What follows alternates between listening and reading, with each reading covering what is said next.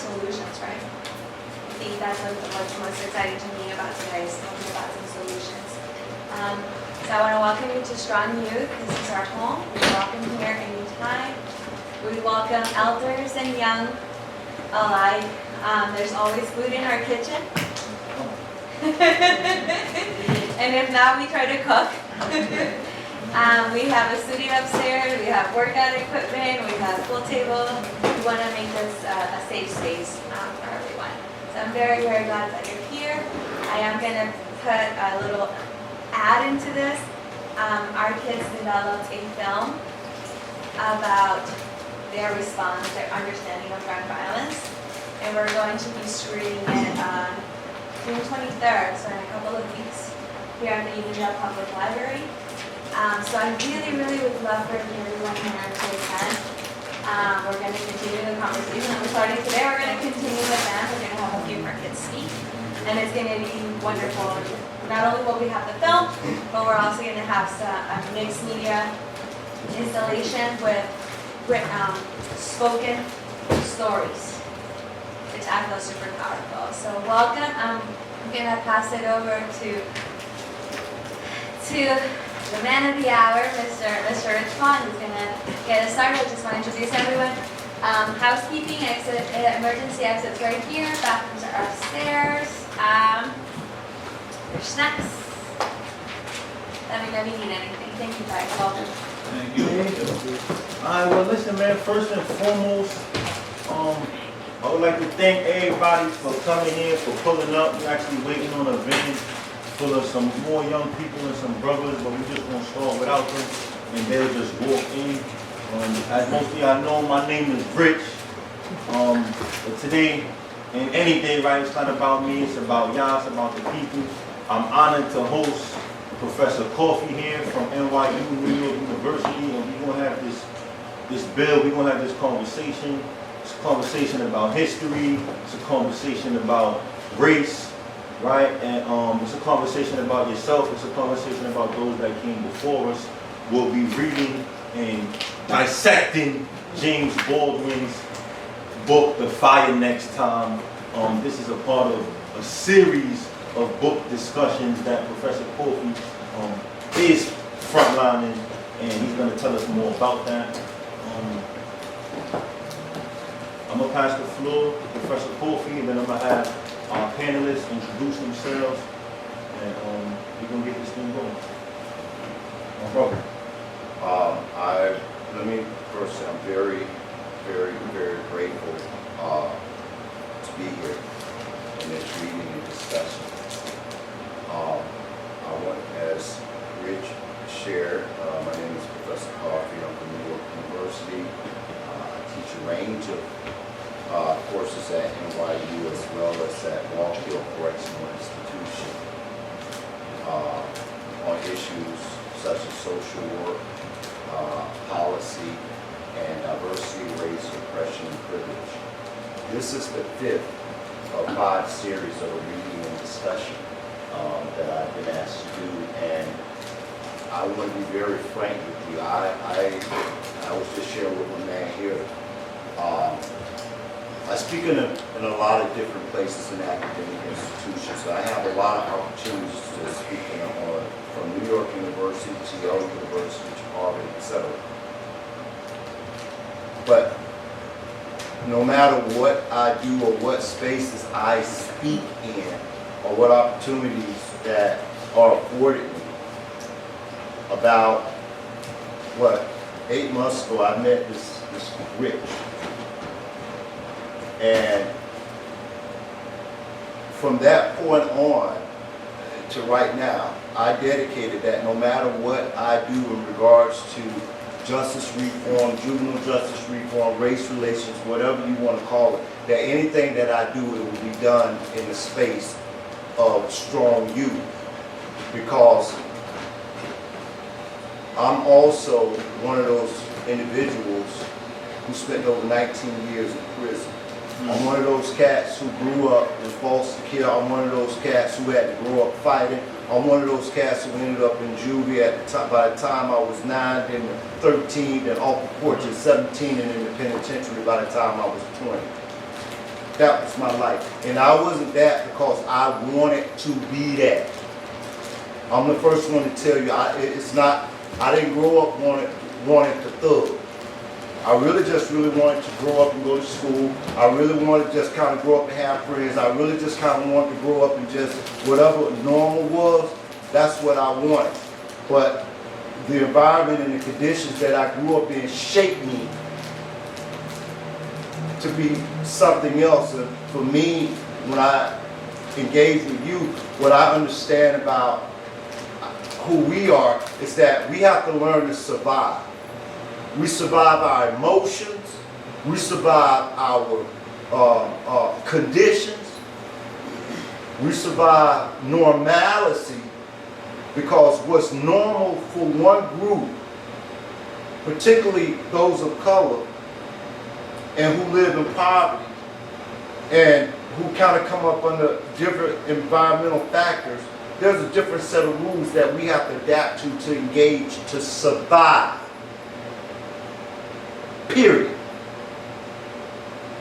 I first read, let me do this now. I want to first thank New York University, Humanities of New York, and our partners tonight, Strong Youth, for having me here in this conversation, because as we discuss race relations in America, as we discuss all the things that we're going to unpack tonight, as I was sharing again earlier, this is something that started before I got here. And I'm not going to tell y'all how old I am. You can look at the gray hairs with me. So you already know where this began for me.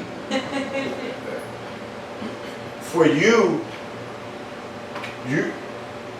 each of us are recipients of something called the civil rights movement. Each of us in this space.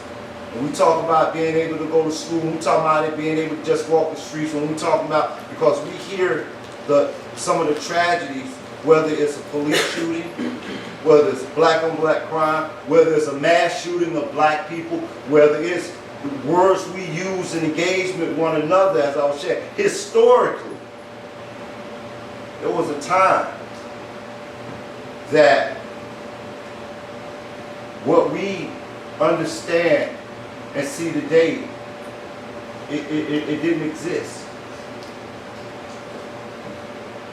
There was a time in history that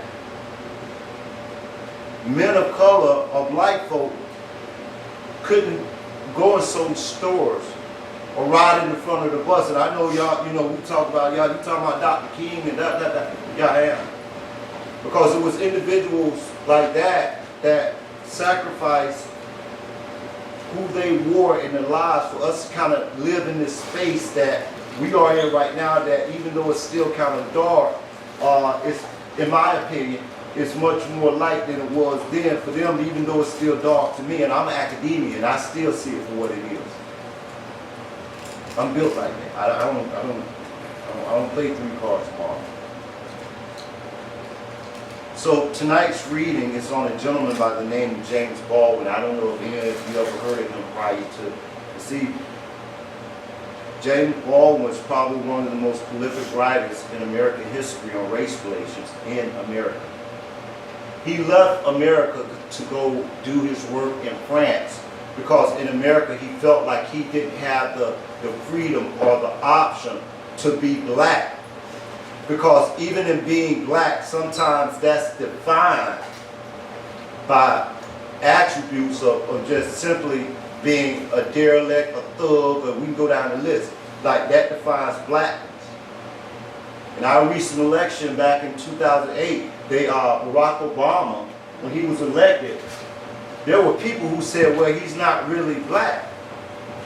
And the people that were saying that he wasn't black was black people.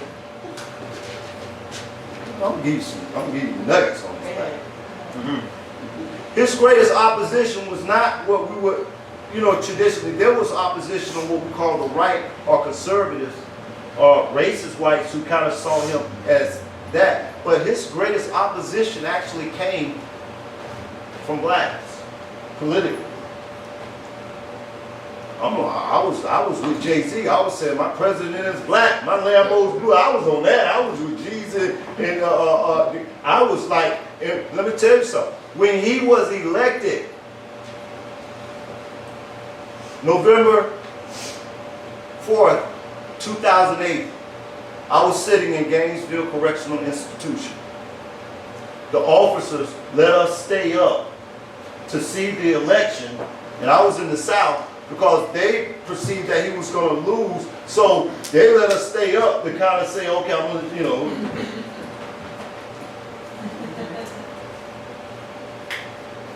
Share some with you that I shared in a few spaces, but I'm definitely going to share this thing. It was the first time that night he was elected. I'm going to tell you, I sat in that we got what we call day room, similar to this, where we got the TV and, you know, you got the officer station. But I'm sitting there, and most everybody else had went to bed. A few more other cats were just sitting there because you know you got the haters, man. But I'm sitting front because I came from the South. And I'm going to tell you, the night he was elected, as I sat in there doing another 10-year bid, I sat in that officer station, in that day room, and that was the first time I cried in prison. And I couldn't let nobody, you know, y'all know you can't let nobody see cry. I live by the same rules. I sat in there, man, and I cried because I was crying because he had defied everything that I ever thought about myself, which is something James Baldwin talks about in here. That the only way that I could ever be defeated in the United States of America is only by believing what somebody else referred to as the N-word. And I need to tell you, I believe what they said the N-word about me. I thought I was dumb. I thought that I was going to spend the rest of my life in the penitentiary. I thought that the only thing that I was good for is what I had lived for. That was my end goal in life. It wasn't none of this here. My life was going to end in the penitentiary, on the streets, in the store. Simple as that. I don't even confuse that. It was in that moment that I began to think about the things that some of my foster parents used to tell me. I used to think about my life. I started thinking about all those things because I grew up in a time that they said that black people weren't going to be I don't know if y'all remember. They used to make jokes about if a black man become a president. Jokes. That was jokes. And it happened.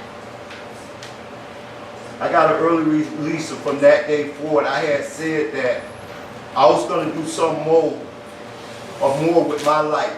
I didn't know what I was going to do. Don't get me confused. But I knew I wasn't going to go to the penitentiary. I wasn't going to throw no more chain gangs at the penitentiary. It wasn't on that no more. Because he had kind of redefined what I saw as a black man. Because the black man I knew and I understood was the one who raised me in the streets. Ray J, Fat Mike, Cleve, Man, Roro, Sam. That's who raised me. They raised me. Raised me how to rob, they raised me how to sell dope, they raised me how to thug, they raised me on everything. Two sides to every coin. They didn't tell me about the other side of the coin. That's what I thought being a man was, and that's what I thought being black was. That's what I thought being real was. That's what I thought being a hunter was. I really did. That's what I understood.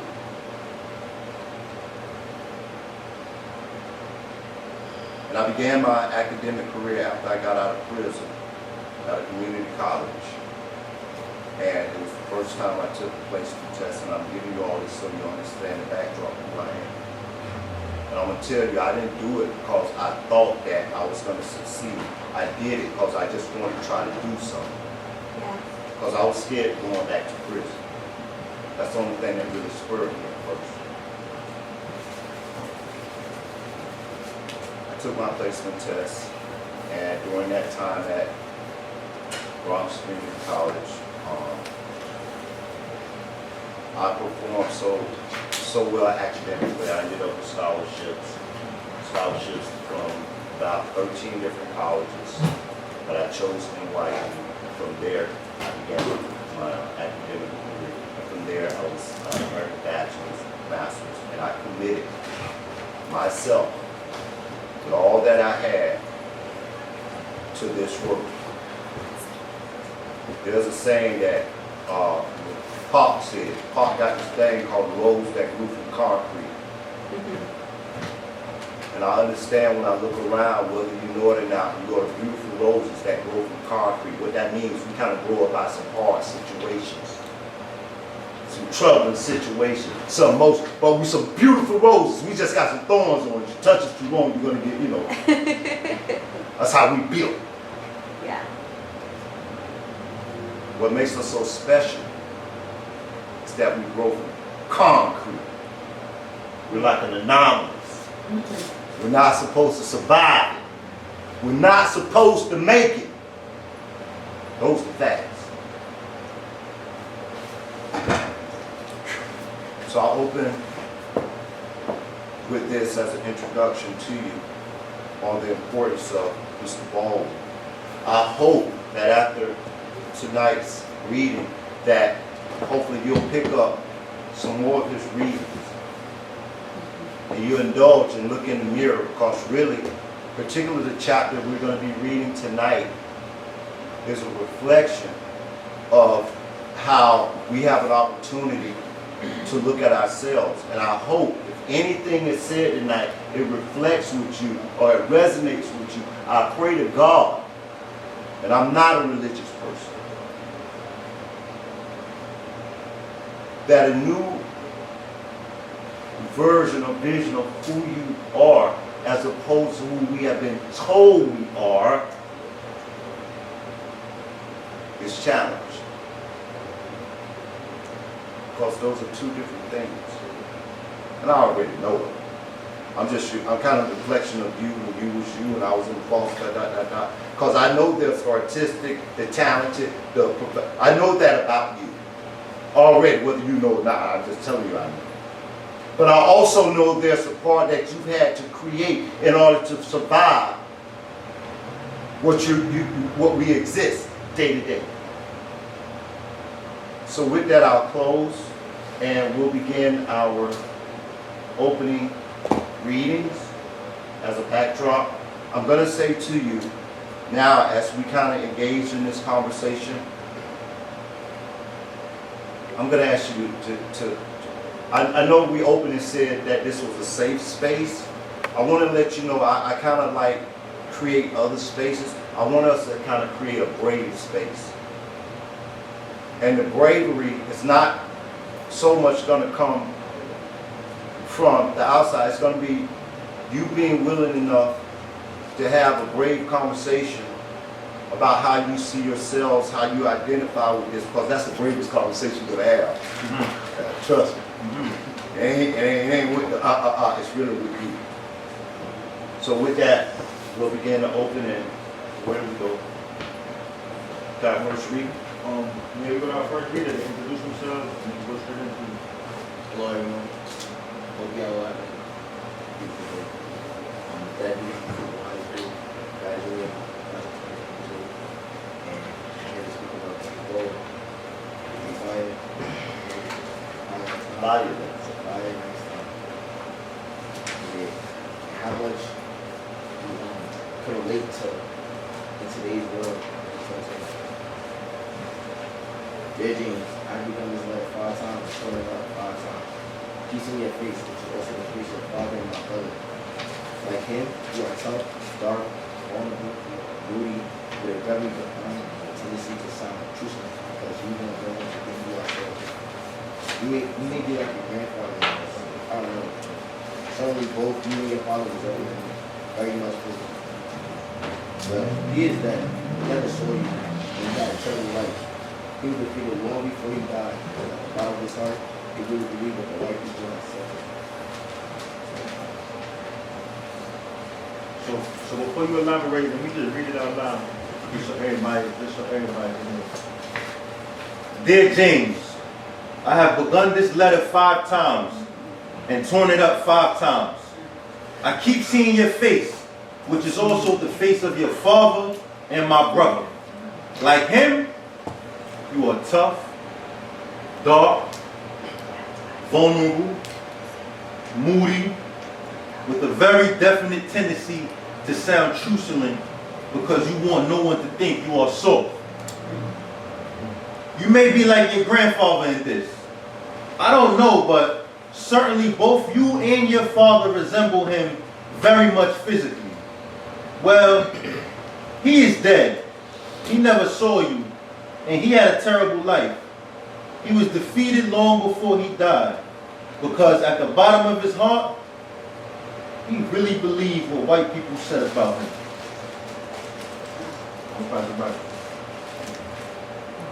I can see. Yeah. I can see that it's an older black gentleman speaking to a younger black gentleman. There's a lot of people in my life that speak to me for some kind of years. We got Rich, I can see him, we got my old cousin speak to me. I also wrote some notes. That's good. And I see also he's speaking to his nephew because he has stated he has the face of his father, which is his brother. That's why I'm asking.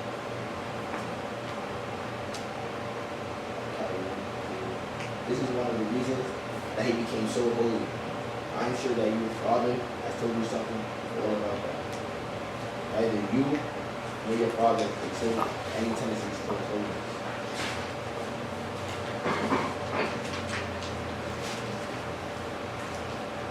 So if I can right quick, it's something that we spoke about when we were going over, and just to elaborate on what you touched on, right? Like having somebody in your life, right, that will take the time to be able to kind of enlighten you about the obstacles that may be ahead of you in the world, right? So like, I didn't really have nobody like that until I was 19. When I was 19, that's when I came in, right? So I didn't have, so like you said, right, you're speaking to his nephew, I didn't really have no family member that really pulled me up like, hey, listen, these are the things that you have to look out for, right? Watch out for the misdemeanors. Watch out for the felonies, because everybody talk about misdemeanors like they like and you know, it's not that serious.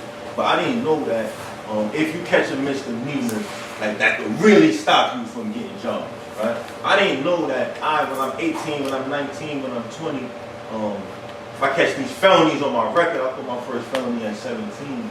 Now I'm 33. It will be very difficult for you to find employment and take care of your family.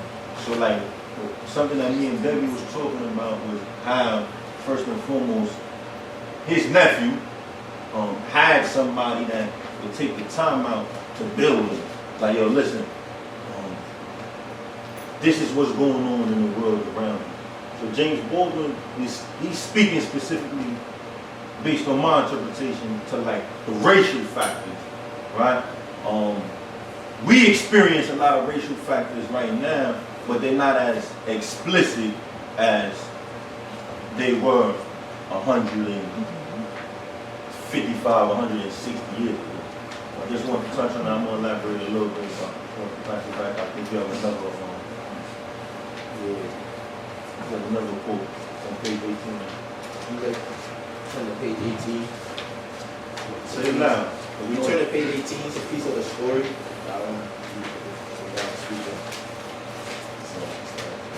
The innocent country set you down in a ghetto, which in fact they intended that you should help. Let me spell it out precisely. What I mean by that is the heart of the matter is here. The root of my dispute is my country. You were born where you were born, and face the future that you face because you were black for no other reason. Limits for your ambition, for thus expecting to be set forever. And I like to say, there are areas in my community that look very different, but they are right up the block from each other. But they are also very similar. Garden City in Hempstead is a perfect example. Garden City is a town where white people, rich $1 million homes, and him said it's all black, Hispanics, black and resources. So if I can ask you, who live in Hempstead? Who live in Hempstead here? Alright, so you heard what he said? Or like Garden City and Hempstead, right? How far you live from Garden City? Around the corner. On the corner down the block. So like say you was riding your bike, how long it take you ride your bike to Garden City? A block. Yeah, it's like a block, 2 blocks. 1 block. 2 blocks. A little bit. Yeah, you go up and down, and you make that left, and you go straight. Okay, so it's right there. So it ain't too much differences between your block and Garden City. Yeah. What you mean? You see crackheads in my block. You don't see that in Garden City? No, bro, what? Where you see a crackhead in Garden City, bro? But it's right at the block. But where do you see Where crackheads you in see a Garden City? crackhead in Garden Well, City? they You know, I was just about to say they that. dress different. They You dress live in different. Garden City. It's drugs in abundance on your block, like They you talk see. different, they move different, you feel me? So what about Like, like the vibe is different. what about the buildings, right? So you got some buildings on Way your more block, up yeah. to date. I know Their right stuff up is nice. huh? Their stuff is nice. They got pools and stuff at these buildings. They got pools and stuff like that. Pools, workouts, and all that. Alright, so let's go back to the reading now. Right? He said the innocent country set you down in the ghetto in which, in fact, it intended that you should perish. Let me spell out precisely what I mean by that. For the heart of the matter is here, and the root of my dispute with my country. You were born where you were born, and face the future that you face because you were black and for no other reason. The limits of your ambition were thus expected to be set forever. Right? So a lot of times, I grew up in a port, in Freeport, right? And Babylon Turnpike, Broadway. So the same things that I'm seeing over there, the same things that you experiencing over there in your life, right? So like, the first time I learned about credit, I was in jail. The first time I learned about James Baldwin, I was in jail. The first time I heard what an anthropologist was, I was in jail, right? An anthropologist is somebody that studies the culture of men. They get paid to do that, right? Like, they get paid to travel all over the world and study different people's cultures. But I never knew about that. And because I never knew about it, that was never something that I could say that I wanted to do, right? So a lot of times, because of the areas that we grew up in, the things that we could even imagine to do, because everything starts with their imagination. Somebody built this chair off their imagination. Somebody built this iPhone off their imagination. Once they could imagine it and see it, then they could take the steps to put it together. But if I can't even imagine it, if I can't even see myself as an anthropologist, as a professor, as a lawyer, as a doctor, as a #1 entrepreneur, then I'm never gonna set out to even do it. Right? So so first off, I thank y'all for being here, and that's one of the reasons why I always pull y'all in to different events. Some of them look different, some of them sound different, but we all speaking about different things that spark the imagination, right? Because just because that's your block, that doesn't mean that only things that you see on the block is what you limited to, right? Like y'all can do whatever it is that y'all want to do. And it's people, society is not giving y'all the resources or the opportunities. They're not flashing it in front of your face, right? But they're there. But nobody's gonna be like, yo, listen, this is what you could do. This is what you could be, right? That's why we here. And we trying our best, like, yo, listen, nah, this is what you could do, right? This is what you could be, despite everything that's going on. But I just wanted to highlight that. That's something that we spoke about. Let me interject. Yes, sir. Pick up that. As this opens, I want y'all to catch the first thing, Mr. Baldwin. See, first I want you to know that Baldwin is old. And what he is doing, he's talking like to the young G's now. But the young G happened to be his nephew. And what he's trying to do is prepare him for what some of the things Rich just said. The reason he said he started the letter over 5 times, because he was finding it very difficult to be able to share with him the reality that he knew he was going to have to tell him. That's why he started. You ever tried to write something to somebody and you didn't get the right words, and then you'll start it over, or then you'll write it over again, and then that's what he was struggling with. How do I say to this young black man, this is my young nephew who believed when he look at John Wayne, he look at TV, and he can think that the world is, how do he explain to him, I got to kind of tell you something. I know what you see on TV, and then we live in this dual reality. There's this world that we see through the lens of America.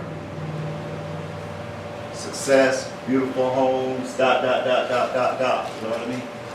But there's another reality that we live that you already know as an anthropologist, and what Rich just described, because where I'm from, even back in my town, we used to have something called, we didn't call them, how y'all call them cities, we called them white town, black town. We knew where who stayed and who didn't stay. We knew where who was rich and we knew who was poor. We knew when to be out from over there. We knew when not to go over there. We knew that instinctively. Instinctively, we understood the veil that we saw in us, because each one of you have just described some of what we call the characteristics of a neighborhood as an anthropologist would. He would go and study, and what y'all just described was the breakdown of, wait a minute, I can go 1 block and there are no drugs in this particular area, but yet still it's in the same exact city, the same exact street.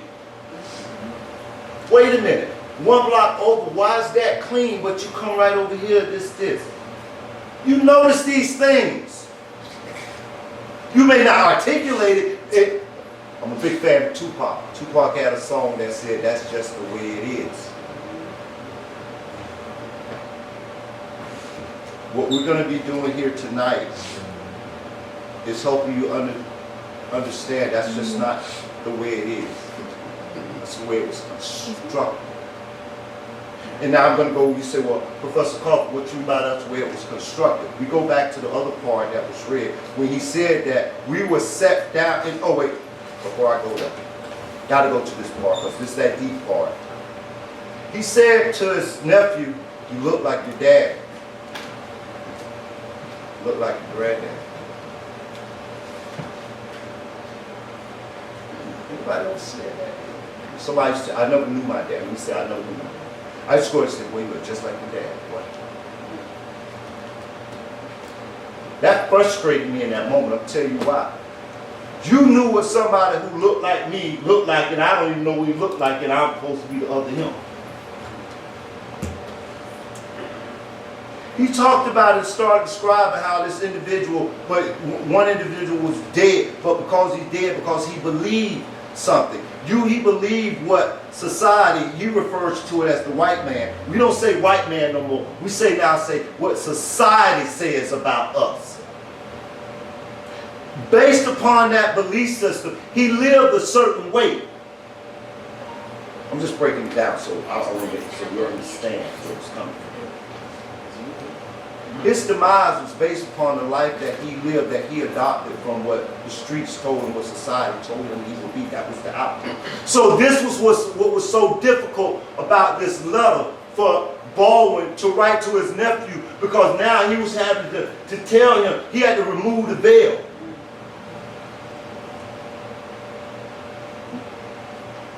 They have programs now in school, and I'm an academician, I want to share that with you, where we have to teach young black men how to walk, how to move, how to breathe if they come in the presence of the law enforcement. I teach at different, I told y'all that I teach. I don't teach that to young white students. I promise you I don't. I do not. When they ask me to teach these courses, I'm usually in a predominantly African-American, poor African-American school telling them what you need to do this. Don't flinch, just say yes, sir. Just do anything, da, da, da. And then he said something that's more important. You were truthful and defiant. Because we don't want the world to think, what was that magic word?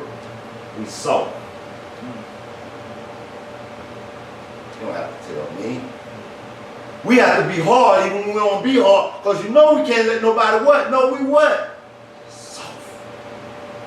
But you don't have to tell me you live that way or think that way. But I'm already explaining to you so you'll know, wait a minute, this is already being studied. It's like the makeup of who we are, and when I look at you, I know you had to put on the shells. No, you did. Some of us have worn the shell so much till it's the identity of who we are, till it's kind of hard to identify with the humanity of us. The loving part of us. Watch these words I use. The caring part of us. The giving part of us. The loving part of us.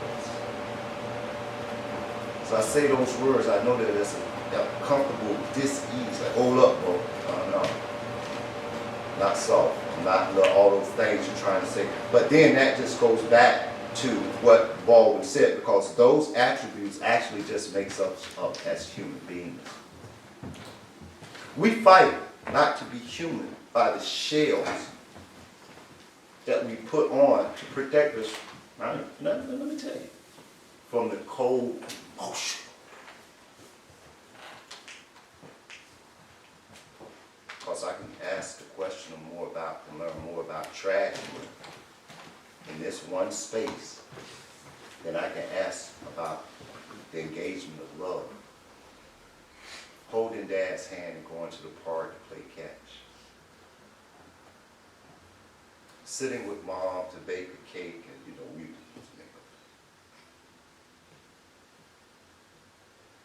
sitting around in the living room with mom and dad and family for family dinner and telling them about my day. Well, I'm having a rough day at school. Dark principal. Mrs. Jane wouldn't let me. Foreign to us, isn't it? But guess what? One block over, on that same block we just described, those individuals, that's what happens. They get to have friends who go to their houses and everybody calls everybody, you butthead, and foreign to us. Foreign. We feel it in our heart. It either gives us an uncomfortable feeling or a feeling of one or the other. We resent it or we desire it, and we desire it, but we can't say we desire it because sometimes our environment tells us, we don't say it. I look at you and as soon as I start saying it, I'm like, oh, cow ass. Really? That's actually normal. But it's not a normal that we live. Our normal. Oh, our normal. I mean, my normal was having to fight in the foster homes. My normal was being chased home and learning to fight. Here. From here. My normal was seeing my mama run behind the car, fall and bust her head, and crying when it was taking us away.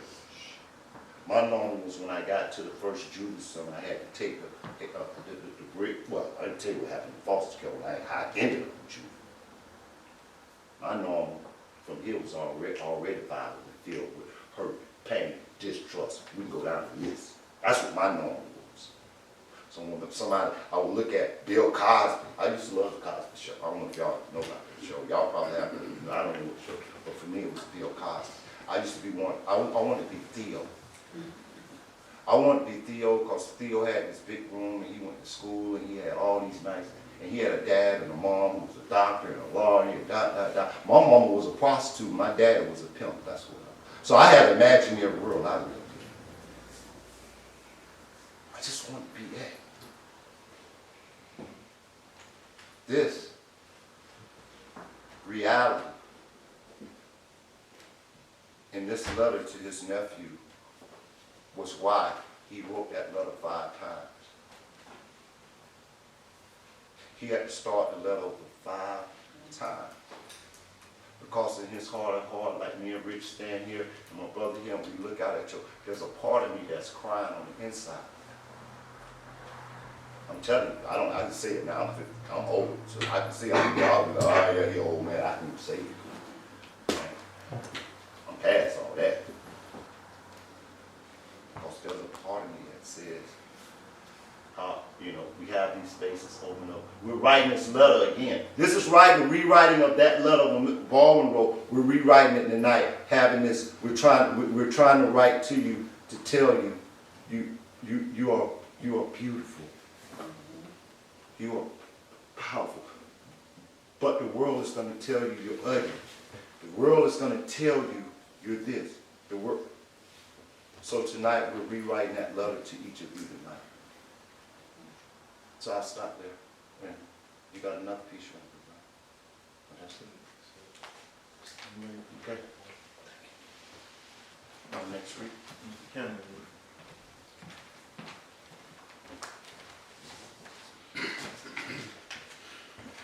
I'm on page 20.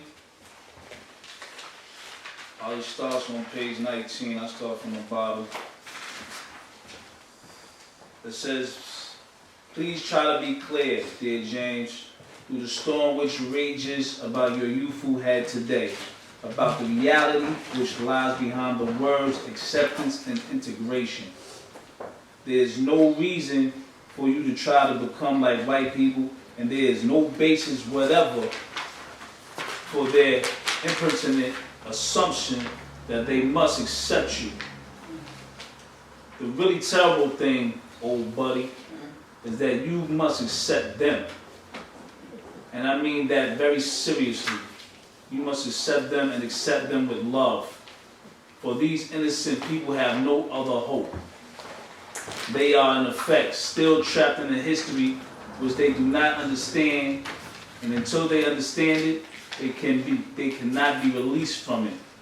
They have had to believe for many years and for innumerable reasons that black men are inferior to white men. Many of them indeed know better, but as you will discover, people find it very difficult to act on what they know. To act is to be committed, and to be committed is to be dangerous. In this case, the danger in the minds of most white Americans is the loss of their identity. Try to imagine how you would feel if you woke up one morning to find the sun shining and all the stars aflame. You would be frightened because it is out of the order of nature. And upheaval in the universe is terrifying because it so profoundly attacks one's sense of one's own reality. Well, the black man has functioned in the white man's world as a fixed star, as in an immovable pillar, and as he moves out of his place, heaven and earth are shaken to their foundations. You don't be afraid. I said that it was intended that you should perish in the ghetto, perish by never being allowed to go beyond the white man's definition, by never being allowed to spell your proper name. Now, what that meant to me is, recently in Buffalo there was a shooting. A young white boy, he traveled 200 miles and he went and killed old women. He went and just killed black people, period. And believe it or not, this generation of blacks and Latinos have more opportunity than there's ever been in this country. And a lot of whites and white children, they're nervous. They're nervous because they've been told that they're the sole recipients of this world for a very long time. And a lot of your generation is challenging that.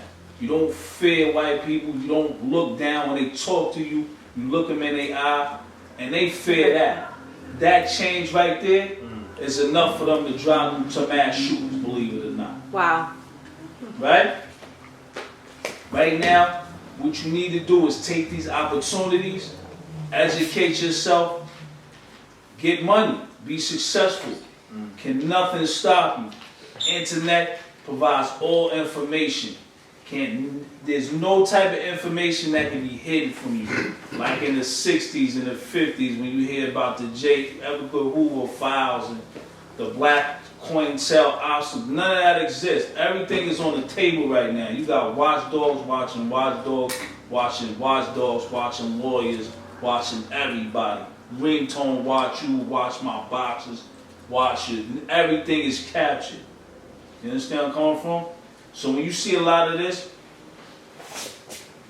don't just, you could learn all this history and still be devious and diabolical.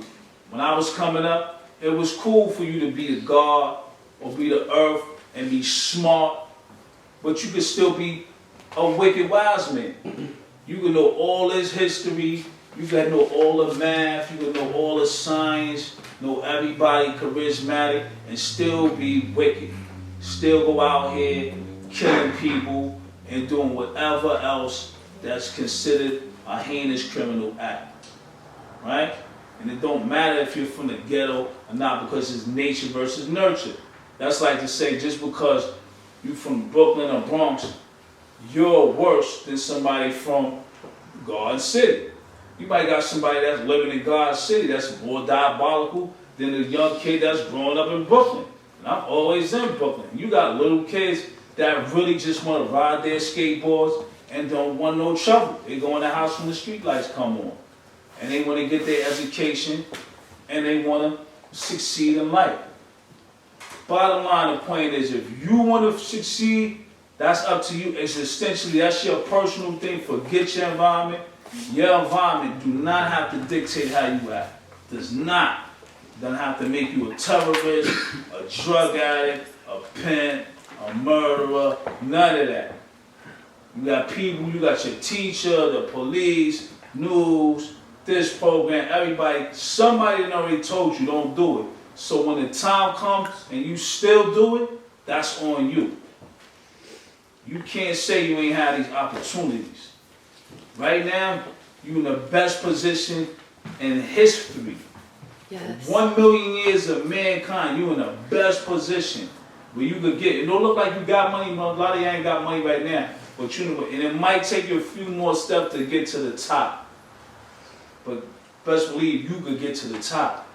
Can't nobody stop you. Only person who can stop you is you. You can listen to what people saying, what they talking. You already know the history of drug addicts, crackheads, drunks, prison, etc., etc. That don't have to be y'all. Me, I went to jail when I was 20 years old and I did it. When I was coming up, it was sex, money, murder. That was our mentality and my team was going up. We was violent, we was selling drugs, and we was just trying to get girls. That's it. Get money. That's it. That's the bottom line. There's no sugarcoating that. And I got sentenced to a 40-year to life sentence.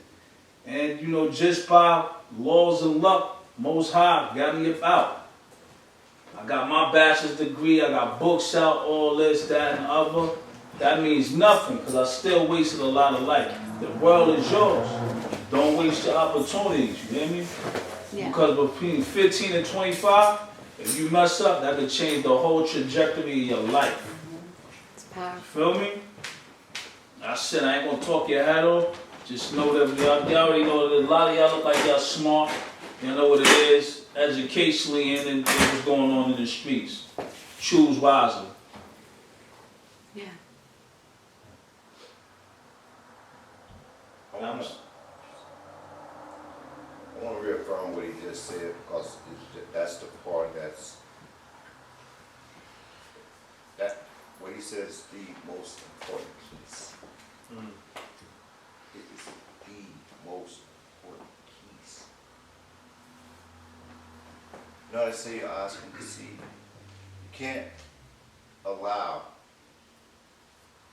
the environmental factors no longer to define your ability to achieve.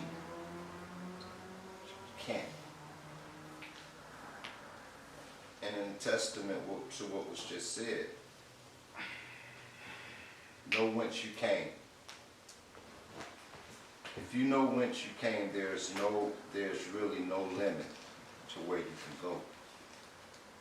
The details and symbols of your life have been deliberately constructed to make you believe what white people say about you. Please try to remember what they believe, as well as what they do and cause you to endure, does not testify to your inferiority, but to their inhumanity and fear.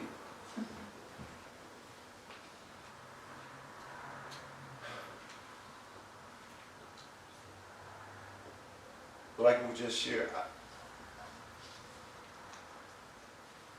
me, Rich, and his brother, we're the outcomes of some decisions that we made that we thought, and we only survived those things, because for each of us, we know individuals who, we know. But for you, and this is almost like something that I always said that what led to a lot of the things that we saw in the streets that came up from our younger generation, that I used to hear cats say this, oh man, them young jits out there wilding, them young jits out there And I used to be very critical of that, because I was like, well, if they out there wilding, it's because we left them to figure it out on their own, because while y'all was out, while we were sitting in the chain gang, y'all was sitting out here trying to figure it out on what y'all heard about some of us, or some of those people in your lives, not us per se, but you do. And I will reiterate, as we kind of go through this entire session tonight and we have this conversation,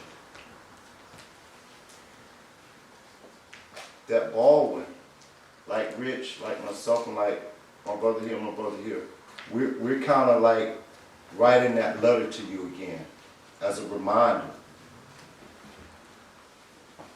You're bigger than the environment in which you've been placed.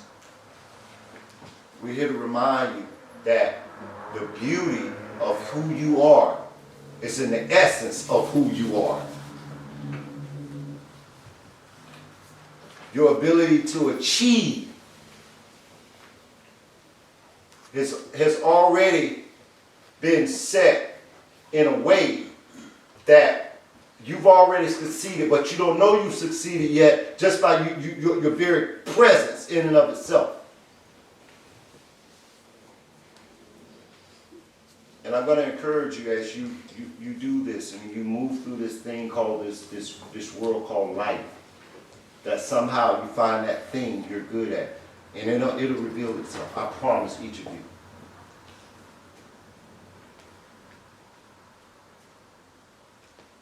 The world in which you were placed is not the world that you have to stay. That block that you stay on this side does not mean you have to continue to stay on that side, or that, it does not define who you are. It's an invisible barrier. You know how you know that? You know when you go there?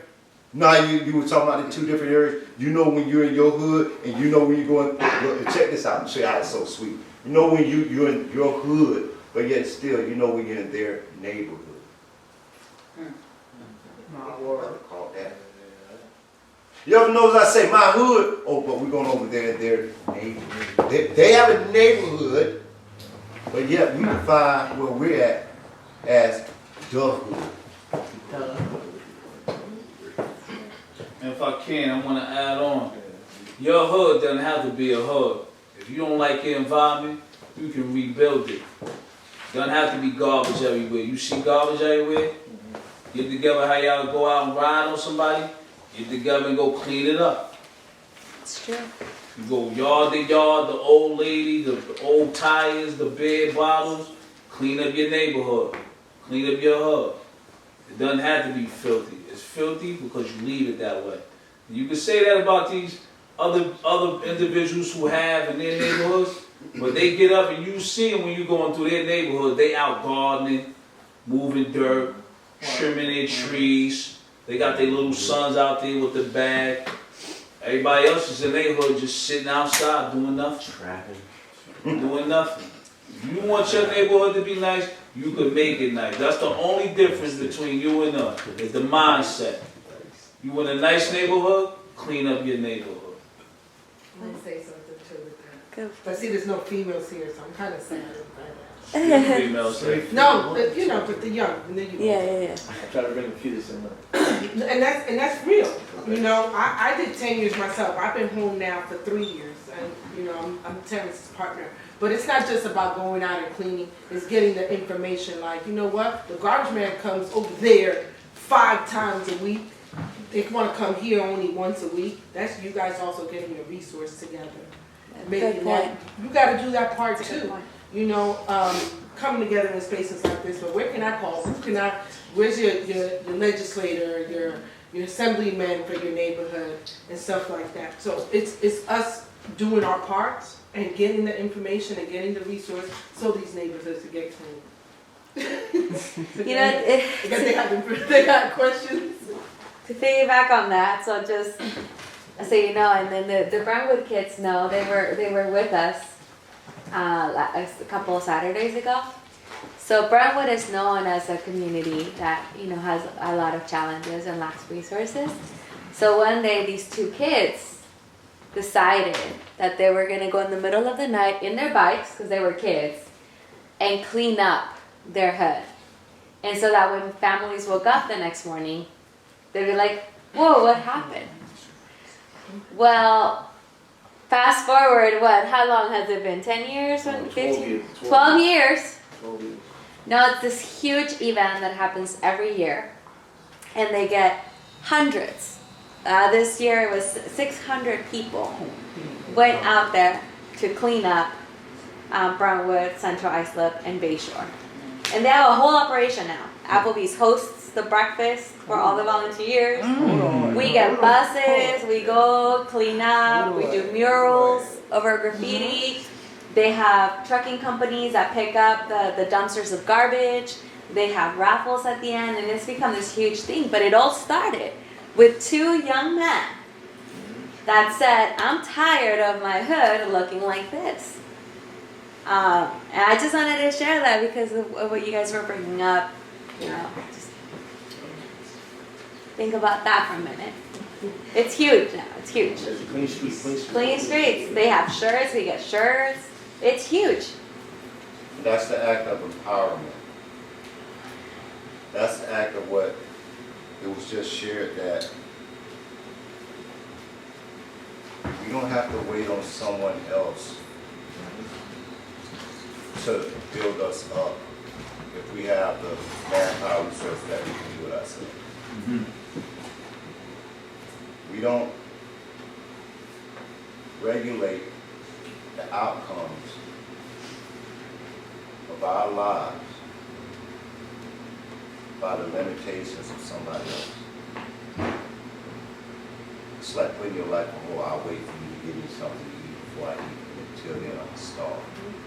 Don't live like that. No. You don't really live like that, but I'm just trying for another way for you to see. So these spaces such as this will be created to kind of build that empowerment in you. To empower you to see yourself through some very different lenses.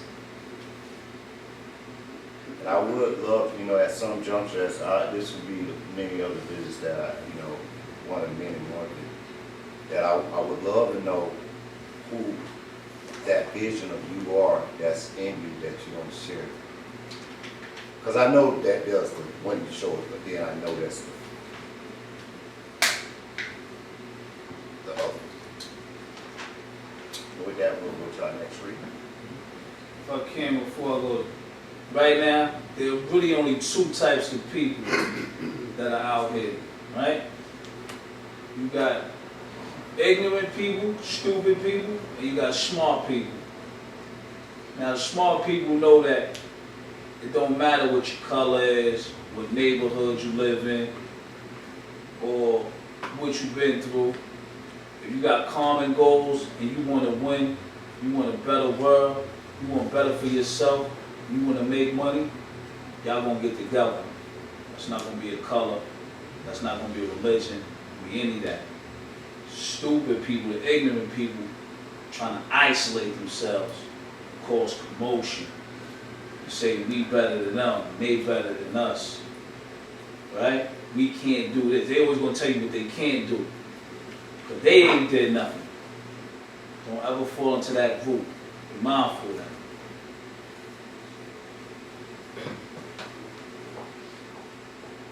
My name is Ant. I go to Freeport High. I'm 17 and strong. It's an organization, but I call it family. I'm gonna read on page 15, the little quote. He was defeated long before he died because at the bottom of his heart, he really believed what life said about him. Wow. Huh? I just said, wow. This, I understand what he's saying, but me, I don't believe what people say about me. I hear like racist words all the time over the game, like 2K. You'll play somebody, they get mad after they lose, and then you put a mic, you hear the word nigga, or some racist stuff, something. Me, it don't phase me, I hear it all the time, but to somebody who don't, like, I don't know how to put it, somebody who probably knew, yeah, somebody who believes it, could probably like, actually hurt them in some type of way. I don't know. I'll also read on page 21. For this is your home, my friend. Do not be driven from it. Great men have done great things here, and you will again, and we will make it. We will make America what America must become. This reminds me of a shooting that happened in Buffalo about how I don't know his race, but somebody who I think it was white. Somebody he went into a grocery store and they started head tapping people. It was colored people actually. It was colored people. It was a hate crime, and like he didn't get off. He not free, but like they made it seem like it was something wrong with his head. And it's like if I did that, I would have been like. It would have been your life. Something really good. And then I just don't see how that's like fair. I seen the chart also not too long ago of like how George Floyd, I don't know, steal something less than $10 and got murdered, and you got this man going to grocery store shooting people. And really, I don't know how much time he got, but feel me? And he's alive. Yeah. Thought they killed him. You what? Thought they shot him when they got him. No, they got a ward and made sure he was okay and protected him and made sure he got to the So he died. justice system. And Yes. bruise him up too bad. No, they didn't. They didn't rub him up at all. Right? You see, you can breathe, right? It's like crazy. But then you gotta, like the king said, you got a dude who was accused of stealing like less than $10 or whatever, right? And you put your foot on that man's neck, you put your knee on that man's neck, It wasn't, and you kill that man. and it wasn't like just him. It was multiple people who died over little shit. No, It's all right. So you good? You talk. A little something, you know what I mean? But yeah, that's what I have to say. Nah, appreciate you, thank you for saying that. So also too, you know, the floor is open. I see like when people say certain things, like I see like some of the brothers react or relate or say comments, like, you know, the floor is open. Anybody that want to add on and build, this is, this is all of our reality. This is all of our lives. For everything you say, everything is really true, but the life itself as you grow up, we are subjective like to the streets. Like when I grow up, I get time too. It's like we grow up, we hang around this crowd, we think it's cool to, you know what I mean, sell drugs, talk your gun, whatever, throw up gang signs, we think it's cool. But then as you get older, you get caught up in that system, you get older, now your life stops. Now you take away from people who love you. You with your friends, you think your guys, we love, but then you didn't take away from people who really love you, so they hurting too. And when you come home, you got a lot to do to get your life together, which is hard, which I've been through. Now I have to work a regular job. Now I lose my job now, I'm fucked. I gotta start from scratch. I got bills to pay. It's gonna be hard because I don't got like an education. I didn't go to school. I came from prison. I'm just trying to jobs. I got a daughter. I gotta work. I gotta make money. I don't got time to go to school. That's my mentality. That's what I'm thinking. So I took a lot of time away. But for you young kings, I feel like don't stay subjected to the street because when you come home, it's gonna be hard for you to get your life. Once you're at that F, it's gonna be hard. Doors gonna close. It's gonna be hard. You're gonna have to go to school, get the education to get your life right. Right now, they say it's easy to become a millionaire now for us. It's easy, all sources out there. Back then, it wasn't there. You go to Google, find anything. You can do anything you want to do. But y'all got to start now. Because if you miss that chance, it's going to be hard, especially for black people. Black people spending through it's hard. Like, they look at us, they turn off the next person what going to do. You go in there dressed up like this, they look at you, or you got to turn around. Next, walk up in here, you got the job. It's like that out here. So you guys just need to just focus on, you know what I'm saying, like the right things. Like don't worry about the streets together. That's all. It's all cool. It look cool now. Cause y'all, I see y'all, bro. It look cool now. When you get older, watch. I'm telling you, it's not gonna be easy. You don't want to live like that. You want to be out there. You want to drive nice cars. You want to get older. When you grow up, you want to go to school and say, "Oh, he doing good." That's what he doing good. You want to be like that. You know what I'm saying? You want to live life the right way. So. Everything here I'm taking, I didn't have that. I wish I had this. I wish I knew about credit. I was young too. When I came from jail, I came with 3 years now. That's when I started my credit. I didn't know about that. You need credit with anything. You want nice things, nice car, or like house, crib. You need credit. If you don't got credit, you're not gonna be getting nothing. That's why they don't teach us that. You know what I'm saying? That's a goal. They don't teach us that. Credit is more important than money. They probably don't teach that either. It's true. But what I'm trying to tell y'all, stay out from the streets. Man. It's not the streets don't love you. They take you away from people who do love you, and then when you do get into that situation, you wish you never did it. Trust me. Just, you know what I mean? Just focus on your life, your family, and just focus on like getting your life together, like a career. I'm telling you, I've been through it. I've been in the streets right now. This is my man. We grew up together. We've been through it. Me and him, we changed. It ain't worth it. I'm telling you. I see y'all, it's not worth it. Just turn the other way. I'm speaking from experience, like so. You know what I'm saying? So I would like to see all y'all that's in here. If you see that with ankle bracelets on, you don't want to live that life, bro. You know what I'm saying? You don't want to do that. You know what I'm saying? For real, I'm telling you, you don't want to do that. Turn it around. Just turn it around. I'm saying that's what I had to say, y'all. You know, add on to that, we know that police is suspect. They're not really here to help. When you see them, it's already a standoff. But the only way to defeat the system is to infiltrate it. So for a lot of y'all that ain't got them S, what he called felonies, and you could get these law enforcement jobs as sounds foreman, you get in there and you become the vanguard of your people. You get inside these systems and you become the law that watches these other law enforcement agents, make sure they doing the right thing. Everything's just checks and balances. See, if we all on the outside side screaming after police, and we ain't got nobody in there to watch them do whatever they want to do to us. So whenever you have a person or your group that goes into law enforcement and they understand your story, don't believe they're not going through that trial and tribulation with the good old boy establishment. White police give black and Latino police a hard time. If you're Asian cop, they give you, if you're Indian cop, they give you a hard time. But we need you inside the system on all levels, whether it be the senator, the governor, the councilman, the police officer, the state trooper. Once you control that system, you control a society.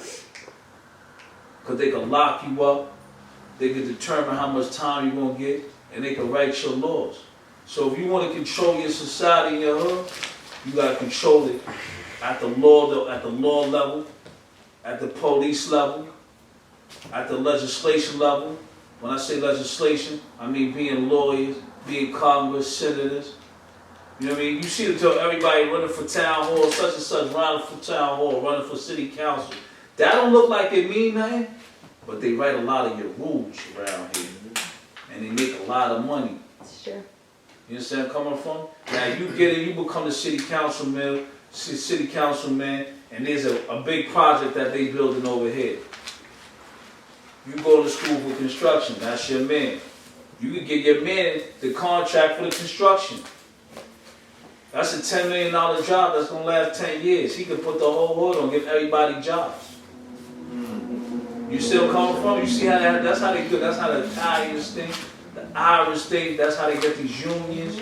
That's how they put it together. You gotta learn to put it together. Stop trying to be on the outskirts, so mad at the system that you can't benefit off it. The police will come through and they'll clean up the hood because their cousin just bought a house over there. We about to buy 5 houses over there. I need all of them out of there. They'll drive police through there. What are you doing out here? And get y'all out of there so they can get those houses and sell them, fix them up and sell them and make money.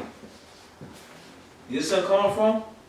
It's deep. Y'all not seeing how deep it is, but all these are kinship systems. A lot of these people are related. They grew up together. They don't have felonies. They said the only way they have to get the competition out the way, give them all felonies. They can't compete. Can't compete once you got them out. You see where I'm coming from? Know that. You want to change the system, you can't stop the system, you can't defeat it, you can't destroy it. The government is like God, you can't do it, it's just a self-growing thing. You can change it, metamorphosize it, but they go nowhere. You want to get into the system, and you meet your level. He the cop, you the city councilman, you the mayor, you got the construction company, you the engineer, he the lawyer. Y'all all get together and y'all just make it what you want. You make your neighborhood what you want. We want more housing. We want bigger housing. We want smaller housing. We want this. We want that. Ice cream Sundays. Fried chicken on Tuesdays. It's a law. Y'all the generation that could do that. I'm telling you. They ain't telling you this to credit. All that's real. But you get to the age, start running from all y'all went to school together. Run for a city seat. See about you get it. Watch the power you have politically. 19 years old, you're a city councilman. They don't tell you that. You know most people with power? Old people. Because they be like, 50, 60, 70 years old. They vote. I need Medicaid. I need housing. I can't. They vote for who they want for. That's 9 times out of 10, that's against you. You feel me? It's either you or them. Ryan. Take that how you need to take it, man. But tighten up. Information is power, man. And like the quote that was mentioned earlier, the limits of your ambition were thus expected to be set forever. But we came together here because we're not allowing our ambition and our mind to be limited no more. That being said, Professor Coffie got something you want to add on? No, again, anything that is said, I'm a student reader, Baldwin. I always want to back it up, so I want you to remember that these words were written in 1963. I want you to know that this did not begin with Hold up, right? 1963, the very words, the conversations, and I'm going to back it up with what, again, was just shared by my brother, by something Baldwin said in 1963. The limits of your ambitions were thus expected to be set forever. You were born in a society that was spelled out with brutal clarity, and in many ways as possible, that you were a worthless human being. You were not expected to aspire to excellence. You were expected to make peace with mediocrity. Wherever you have turned, James, in your short time on this earth, you have been told where you could go and what you could do and how you could do it and where you could live and whom you could marry. I know your countrymen would agree with me and say, I hear them saying, you exaggerate. Take no one's words for experience, including mine, but trust your experience. Know from whence you came. The details, the symbols of you, and I will have to continue to say this. This is what everyone has said. It was constructed that way. It was constructed that way. You may think that Yes. you were kind of this. No. It was developed that way for you to kind of walk this way.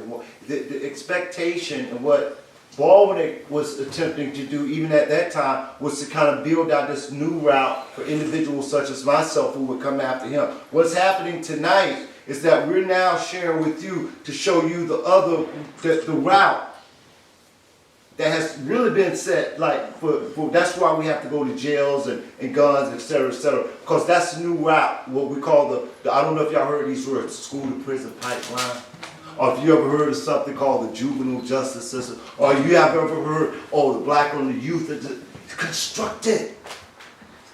Even within the academic and educational institutions, however, and it's being shared to you tonight, we're here to kind of remind you and hopefully instill in you the excellence that you are, that you may not actually realize, but we're here to kind of shine that light on the opportunities. And please, under no circumstances, take what I'm saying, Rich, this brother, anyone who shares it tonight lightly. And the reason it's important for me to say that to you is because, remember, I told you, I did over 19.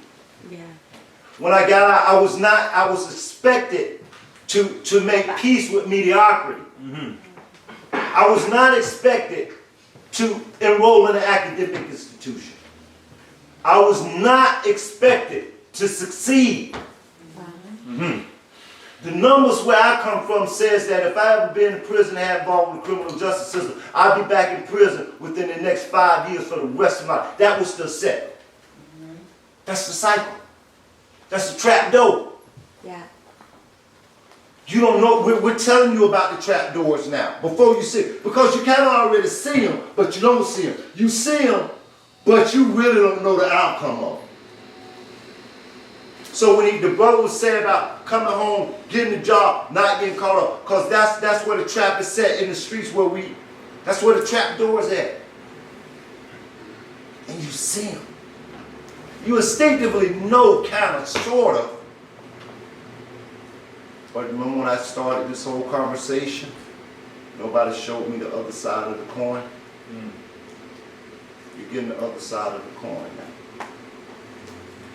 So who can tell you about the bang bang and the tattoos and the get down and the money powers? We know that.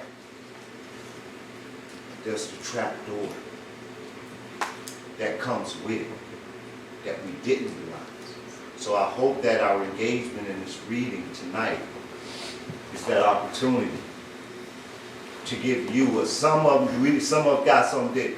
This is the other side of the coin. And the reality and lifting of the veil so you'll know exactly what's happening around you. As you sense it. It's like you said, there's something wrong with that.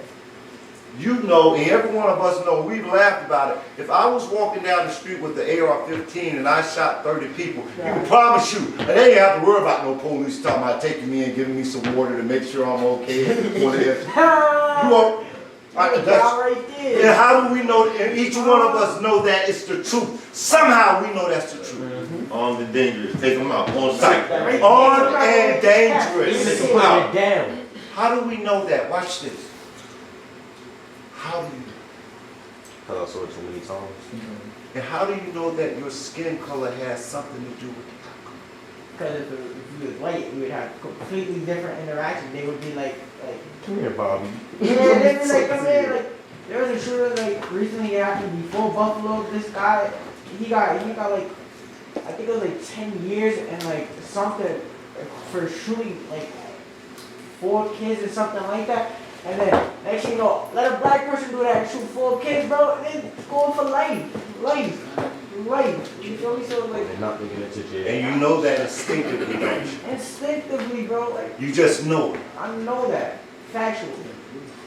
It's like the Capitol. Feel it. When that white kid killed the people in the Capitol, he got all very famous, rich. What's his name? Yeah. Kyle, Oh, Kyle. Yes, bro, like That was a black kid. You would have been, you had been doing like 17-year-old with an AR-15, gunned down and he went to court and got off with an AR-15. And he smiled. No trouble. That was us. Come on, we've been thrown away forever. boy. I look at stuff like that, man. Us too, it ain't just y'all. Yeah, it's us. Me too. All of us. Interviews, TV shows, And that's why we say, he if you profited want with to that. change the system, you gotta infiltrate the system Change the to be the vanguard. Or when somebody, you could be a judge one day. His son could come before you, and you can show the mercy that the next man didn't show on you. You see where I'm coming from? It's the only way to change the system. To get in, you gotta be smart, you gotta use your brain, you gotta study. It's hard. It's a hard fight out here. Ain't nothing easy, ain't nothing gonna come easy. There's nothing worth having that you're not gonna be able to, that you're not gonna have to strive for, or fight for. Mentally, spiritually, all ways. It's hard every day. It isolates you, isolating from good, evil, bad, and good. You're gonna do this, you're gonna do that. It's hard every day. But you gotta fight to win. You gotta fight to succeed. You gotta fight to. There are more people in the world that want to do right than want to do wrong. There is no balance between good and evil.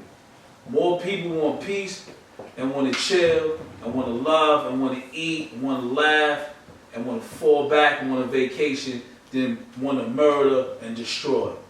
It's the bottom line. The bottom line. Don't let nobody tell you there's a balance between these. If that was the case, there would be no incarceration, be none of this. It'd just be stalemate all day long. Good always overcome evil. Light and darkness can't be in the same place at the same time.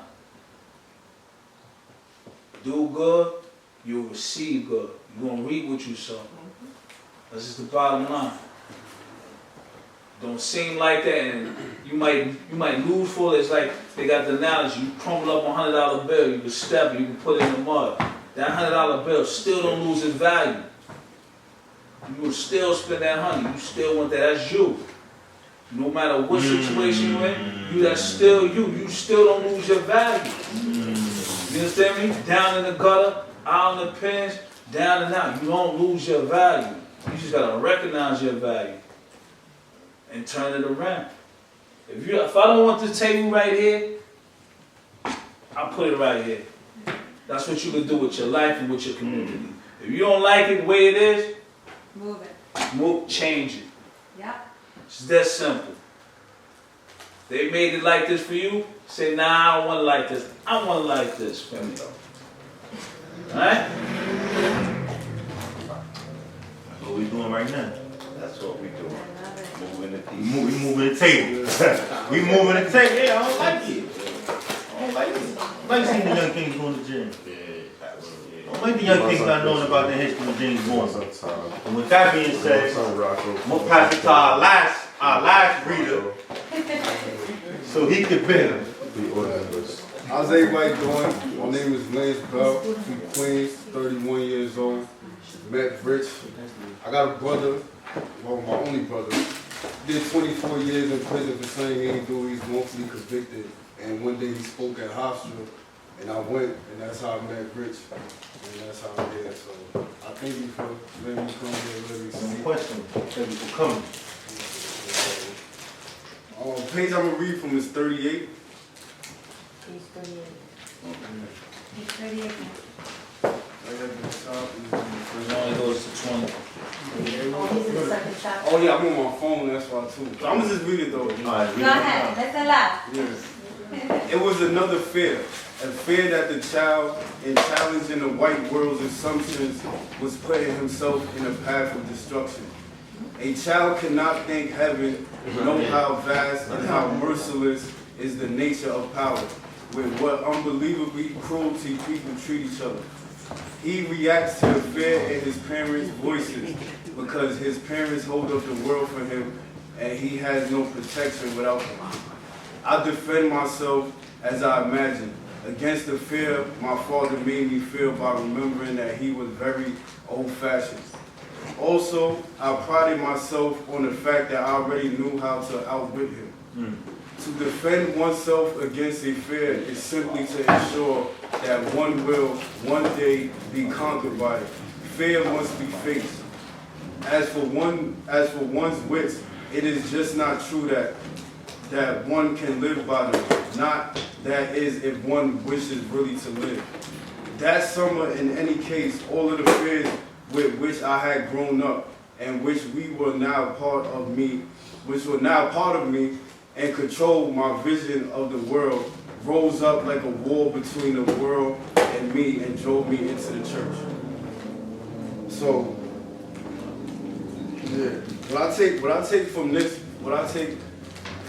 reading basically is like he was going through, he basically let his fears conquer him, right? He had all this stuff in front of him, but he put his faith in God, right? That's where God come into play. You could be going through a lot of stuff, but sometimes it's always somebody that's watching over you no matter what. Some people believe like you might have an angel, right? So that's what he did in his reading basically, like, and his fathers and his parents, they instilled this fear in him about him not being successful in a white man's world, but he didn't let that bother him or stop him from being who he really wanted to be. So he found peace, he found everything within the church, and he didn't physically have to go to church to have God with you. You know, physically, he didn't physically have to go to church. So that's why I took it from the book. And with me, the quote that I really took from it, that I highlighted, it said, to defend oneself against a fear is simply to ensure that one will one day be conquered by it. Fears must be faced. So with me, right now, this is new to me. I don't do this, like, I don't talk, but I got a passion for talking to the young kids, you feel me? Like, it came from my brother's situation, right? So, when I was younger, when I was 14, I got locked up every age. 14, 15, went to Spofford, on probation, all that. But I didn't have no guidance, right? So now, my mom's, she get up, go to work. After my mom's go to work, I'm in the house. My brother and my sister, they 44, they 45. I'm 31. It's a big age gap. Even if he was home, it would still have been a big age gap, right? So now my father, he lived in Jersey. My mom's remarried, got a step-pops and all that. So that was another thing too. I ain't really had no beef with him, but at the end of the day, he not my pops. You know what I'm saying? So I'm not really gonna listen to him either, right? So now when I'm getting to all this stuff, getting locked up, whatever the case may be, my brother's telling me, he's like, yo, bro, you gotta value your freedom. But I don't know what that means. Like, you telling me that I'm 18 years old, you talking about value of freedom. Like, I'm outside, what are you talking? So anyway, now, and that's why I kind of feel closer to y'all, because I'm only 31. But the way it's looking is like y'all not even, not y'all specifically, but I'm just saying, talking in general, it's like y'all not making it past 25. And it's like, that don't make no sense, you feel me? That's not cool, you feel me? Because no matter what, even when I was in the streets, alright, so boom, right? When I got my license, when I turned 16, I got my permit, then I turned 17, got my junior license. My mom went and got me a car. I didn't even graduate yet. So my regular high school that I was in, I didn't stay in there. You know what I'm saying? It was too much going on. I ended up going to alternative high school. So that shit was cool. I ain't really had no problem. School was good. I like school, whatever. I like to do work and stuff like that. But it's just, you know what I'm saying? Once I got the V, it was a wrap. Like, you know what I'm saying? I was still going to school in the car, but then after a while I got to the point where, what we need money, right? We see these stuff going on. So I had an older dude, you know what I'm saying? My man, whatever, he had just came home, and then he had took a liking to me. He probably like 6, 7 years older than me, whatever the case may be. So that he had knew who my brother was. So he was like, oh, your brother George, I'm like, yeah. And that's the thing, when I came outside, I come outside with my own identity. It's not like I'm coming outside. Yo, I'm George's little brother, yo, what up? Nah, nobody know me. Like, my nickname is Butter. Feel me? So, you know, I just come with my own identity. So now, sir introduced me to the block, whatever, but he gives me the ins and outs. He tell me like, yo, listen, yo, finish school, yo, go to school, this and that. And mind you, it's crazy you got a bracelet on. Because like I said, he came on from the Fed, so he was on Fed parole, he had a bracelet on, and he had to stay at his mom's crib. So a lot of times, and back then, whatever, it was structured, the block was structured. You had a morning shift, afternoon shift, night shift, for real. I was on the night shift, you feel me? So now, my man, he used to come, whatever, so he was in the crib. But now when he come in the morning, and he see me like, yo, damn, boy, you ain't go to school, yo, go to school out. I'm like, man, I'm outside, it's a wrap. Feel me? Then, not only that, like how we said, past the environment, right? Because then it got to the point where I got the car, right? So now, boom, so around this is 08, 09, so it wasn't no iPhone and none of that. You was still flip phones, you was still, Nextels and the sidekick days and all that. This was those days. So now, you had a trap phone. So now I got the phone and my shit's going crazy. And then on top of that, I'm going outside my neighborhood to go get money, get these sales. I'm in Williamsburg, because I'm in Corona, Queens, that's where I'm from. But I'm going to Woodside, I'm going to other part, and I'm just outside of my hood getting money basically, because I know it was more money, plus I got the V. So then on top of that, it's like, I'm thinking this is it, right? I'm thinking I'm doing the right thing. So now fast forward, my man gets into a situation, and now this is where the headings come into play, right? So now my man gets into a situation, now I'm 20, right? I'm 20. And then on top of that, my car was on the side, we getting so much money, and my man's, his girl's mom worked at Enterprise. So all we did was get rentals. Every 3 days, we switched rentals. Feel me? Because it was like, why we gonna keep riding the same car? You feel me? You gotta watch the D's get familiar with you. Feel me? You gotta switch it up. So, long story short, I'm living out here, living loose. Like I said, somebody tried to rob two of my mans, whatever, try to stab him and all that, but they nothing happened, they ain't take nothing, whatever. They try to take his bracelet, watch, whatever. So then, now it's static. So whoever this is, because this is somebody I built with, my man who I tell you got a bracelet. It's somebody I built with. So you got beef with him, you got beef with me. But we on different times. This time's he in the house. I'm outside. But he know that I'm his man, so if I see him, it's a lit situation. So it ended up being like that. Now I'm saying, well, one day he came to the store, and this is the thing where people be getting lax. People be thinking like, it can't happen, like, yo, this is my hood, anybody gonna do nothing to me. And this is what they say when they say you gotta watch out for the younger generation. This is an older head thinking, yo, ain't nobody doing nothing. I mean, I've been out here, But you got somebody that's 19 right now, he don't know you from a homeboy. He don't care about none of that. He don't care about. So I was on that type of time, like, I don't care what you talking about. I'm getting a drop on him and all that. Chick telling me that he stay over here. I'm like, well, I say that. Feel me? Like, so now he come to the store one day, right? And this is like 8 in the morning, whatever, early in the morning. He come to the store. So it's him and two Spanish dudes, whatever. So then, the dude I'm talking about, the black dude. So then he come in the store and he walk in. So we in the middle of the block. So we like, yo, that's son, that's what's his name? It's like, yo, why he's just walking like it's nothing? Like, why he just? Because he knew to come at that time. Because he knew whatever, quote unquote, the gangsters is out at night. You feel me? This is morning time. It's more blacks. You got the kids coming to school. You got people coming to the store, get their coffee. Feel me? Like, you don't want to be acting the menace. The menace people was not out at that time like that. It could still go down, but they more, you feel me? So that's probably why he felt like I could come through right now at this time. Feel me? I ain't gonna come at night. He thought that was gonna happen. Long story short, he came out the store. Me and my man, one of my men just rocked him, snuffed him. Next thing you know, son just started taking, almost get hit by a car and all that. He just started taking off. Like, feel me? I didn't even get a chance to do nothing. After my man sent him, he dipped, you feel me? But he knew it was a lituation after that. He knew it was lit. You know what I'm saying? Then, outside of him, the two Spanish dudes, we don't know these dudes, and then dudes was moving like niggas was moving like they had something, so that's why we was on that type of time. So now fast forward, everywhere I go, I got my joint on me. So here's the situation coming to play where your OG is supposed to tell you, because like I said, around the time I'm 20, but son that I'm messing with, he's in his late 20s. He's probably 28, 29 at this time. And he's telling me like, yo, bro, like, so one day I went to go see his crib. I went to his crib, whatever, we had a move, we had a situation. But he couldn't come outside, so I went to his crib. Boom. So then he asked me, he's like, yo, bro, yo, you don't got the thing on you, right? I'm like, nah, I lied. I had it with me. Everywhere I went, I took it with me. It was two options, whatever, mostly. But anyways, so then I lied. I was like, nah, I ain't got it. So then he's like, all right, cool, because you don't need to be driving around with that shit, you know what I'm saying? You know, just keep it with you when you on the block and you post it up, you know what I'm saying? Because you driving around with it, it's type hot, you feel me? So I'm like, all right, yeah, whatever, but I was lying.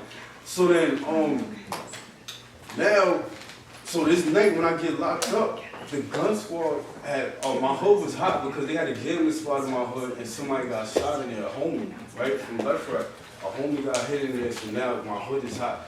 So I'm not even keeping it, I'm not even thinking about that. That's why he said, like, he was trying to tell me, like, yo, listen, you ain't gotta ride around with it. It's already stuff going on. It's already hot as it is, you know what I'm saying? But I'm young. I'm thinking it gotta go everywhere I go. You feel me? Like, you know what I'm saying? So now that was a fear that I probably had right there. So now when the gun squad supposed to show, they pulled me over. You know what I'm saying? I had oh shit. So they pulled me over and I didn't have it stashed or nothing. It was right under the seat. It wasn't far, it was in arm reach. You know what I'm saying? So like I said, I was in the traffic, so I had and I wasn't smoking at the time neither, so I was getting bud money and the crack money. You know what I'm saying? Like I was drinking. So now when I get locked up, it continues, right? Because then I see my son in the bookings and I tell him he about to go home. I'm about to give him what I got because I still got it. Like through the precinct and all that, I had it booth, all that. You feel me? So now when I'm in the bookings, I'm ready to give it to him, and he like, what? He's like, you better keep that, because I know. First of all, I'm in there for a gun charge. I know I'm not coming out. Feel me? And that's another thing. We're out here getting all that bread, but where was the bail money? Right? Where's the bail money at? Right? I'm in the jam. Like what's going on? We seeing thousands a day. Feel me? Like when the crackheads is calling, they not calling for no $50 sale. You feel me? Like they calling for 100 and better. You know what I'm saying? 100 and better. And then so now, whatever, I'm in there. So he like, yo, you need to take that to the fire building. You know what I'm saying? Like tell me you do drugs, you're gonna be around all the custody, you're gonna drink. You feel me? And that's exactly what I did. So now I'm in there. So while all this is going on, I don't even know that my brother's in prison for something he didn't do. You feel me? I probably would have been changed the trajectory of the way I was living. You feel me? So now I'm in there, and then we writing whatever, we correspond through letters, whatever. He's in Green Haven, I'm in Green. You feel me? So now we correspond through letters, and then I was telling him, I'm like, yo, even my mom's kept a letter that I wrote her, and then she liked the way I articulated myself in the letter. I was like, yo, listen, I know I let you down. You know what I'm saying? Like, I basically told my moms, I know I let you down, I know you deserve better from me. You know what I'm saying? But I put myself in this situation, and I'm going to just hold it down, you know what I'm saying? I'm going to get myself out. You know what I'm saying? So I got 2 years for that. It was my first offense. And then I knew that, too, around that time. That's the thing, too, that sometimes, like how we used to talk about laws, we don't know that. Like, when I was coming, they knew, yo, you get a gun charge, that's 3.5. Or you doing this, that's this amount of time. Right? People out here now, you out here doing crimes, you don't even know how much time that crime holds. You feel me? Like, so when I'm in there, so now I come home, and then when I had my first kid, so now when I come home, I still was on that type of time. I still wasn't on no positive vibe. I had a shorty, she like, yo, get your GED. I'm like, and that's the thing, even in prison, I ain't get it. So I applaud brothers who do their thing, who go to school in prison, go to college in prison. Because you already in prison, now you want to go to school. You know what I'm saying? Like, you want to be positive. I feel when you surrounded nothing by negative. When I was going to school in prison, I couldn't focus. Like, look, I couldn't sit down in here, like, get my GED. So now when I come home, I'm getting it now. You feel me? I'm in school right now as we speak. And so my cousin had this job for me to work with the youth. So once I found out my brother was locked up, I changed my whole Instagram account. I wrote a petition. I started a Free George Bell campaign. You know what I'm saying? And then I just changed my whole route. And then when I was 25, I had my first kid. So once I had my first kid, I went and I just stopped all the street stuff. Because when I came home, and that's the thing, I always got a car. I was privileged. My mom's always looked out for me. My stepfather always looked out for me. So now even in my 20s, when I came home off the bed, I got a car. You feel me? I'm 23, 22, 23, got a car. You feel me? So now I'm going to Pennsylvania. You feel me? Like my kid's mother, she live out there, but that's what I'm going out there to try, right? I'm going out there to get money. I don't want to get money around everybody else, right? So I'm going out there to get money. And then now when I find out I'm having a kid, I'm like, oh nah, wait, you feel me? Pump your brakes. Because if you get jammed up, who gonna be there for your kids? So it didn't really take 2 cents. I mean, it didn't really take too much for me to realize that, like, yo, listen, you gotta cut all that stuff out. You know what I'm saying? You gotta buckle down for real because you got a kid to raise now. You know what I'm saying? So I had got my first job at Burlington. Then after that, I started working. My man, he do duct work. You know what I'm saying? Installation. He put me on with that. So now I'm in a trade. You know what I'm saying? So I do that at night, and I'm getting my GED in the morning so I can go work a job to work with young kids because it requires a GED. You know what I mean? So I'm doing that so I can get that job. You feel me? And have 2 jobs on deck. But for the most part, I feel, and this is something I told my brother too, I said, if I feel like, and this is something they probably shielded from me from young. You know what I'm saying? My mom's probably didn't want to tell me, like, yo, listen, you know, your brother's in jail for he's in jail for capital murder. The cop was killed, double homicide. It's him and 2 other people. Feel me? Happened in 1996. He was 19. He's 45. He did all that time. He's 19. And that's another thing what we just spoke, how you said this morning. He lived a straight and narrow. When they told me about my brother, I was 5 at the time. They say, yo, your brother's a DJ. The only thing he like to do is get girls. He worked at Old Navy in Far Rock. We live in Corona. He's working at Old Navy in 5 Towns. 19 years old. Taking a train. Who's doing that? And that's what I said. In the 90s, it's gritty. It's for somebody to live a positive life in the 90s, I know that wasn't easy. The 90s was an era where it's like, I wasn't raised in the 90s. I mean, I was young, but listen, I did my history of the 90s, and the fact that he was a straight and narrow says a lot. All the men that got caught up in his case, another man that got caught up in his case as well, he was 35 at the time, and he was a business owner, right? He's a Jamaican restaurant, you know what I'm saying? So that'd be the thing where you don't let your environment dictate you. You feel me? I ain't know, you feel me? I'm just like, yeah, when I went outside, I didn't have no guidance. I'm like, get a job. I worked at CBS when I was in school, when I went to high school, and the school gets you a job and all that. And I liked it too. I was getting girls on CBS when I was working there. But at the same time, it was like, yeah, you know what I'm saying? I wanted more. When you're that age, you feel like, yo, nah, this ain't there. I need to do some more. Or you feel like you want to get money. You know what I'm saying? Like, I need to get money. But it's okay to have a job. It's okay to live the good route, because like you said, we could find a talent. My brother worked at Old Navy and he was a DJ. So you getting money on both spectrums. You feel me? So you find a talent, you know what I'm saying? You can have a job and then you find a career and you can have a talent too as well. There's ways to make money legally, you know what I'm saying, and strive in this world. You feel me? That's what I felt like they were saying about James Baldwin in the book, like what his parents were trying to instill in his head. It's people that don't want to see you succeed, right? But at the same time, it's a must that we succeed in this world, right? So, right, one last thing too, right, about the credit. Because I'm in the school I'm in, they gave me this social studies book, whatever. So I'm looking in it and I see they teaching about credit. And it's something else, I screenshot it too, right? And it's like, yo, when I was in school, they was not teaching us that. That's how you know, like, this is a new thing. I don't know if this book is high, whatever, or, know what I'm saying? But I'm like, yo, when I'm reading this in the social studies, I'm like, you wasn't teaching us credit in school? Where this came from? So I had screenshotted something else from this social studies book. It says, it's about laws, right? It says, determine central ideas. Effective readers determine or identify the central idea of a text. Read the following paragraph and determine the central idea, right? It says, the states work to provide citizens with various services. For example, every state has criminal laws. Murder, burglary, drunk driving, and the sale of illegal drugs are prohibited by state law. Both local police forces and the state police enforce these laws. The major job of the state police force is to patrol the state's highway system. They can also be called in to investigate crimes. Every state also has a system of public education that includes kindergarten through graduate school.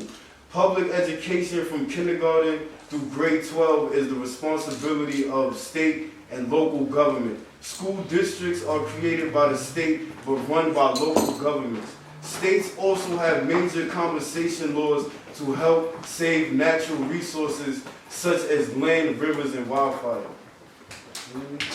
Yeah, and I feel like that was important to know, like, you know what I'm saying? Like, because it's stuff like that needs to be out there. You know what I'm saying? The laws, because we don't be knowing these type of stuff, like how you said, legislators, all that, judges. Even that, I spoke about that. You know, judges don't really retire. If you ever notice, judges be old. Like, that's a job where you could just have forever, but they trying to change that law because it was a judge that put my brother away in Queens Supreme Court.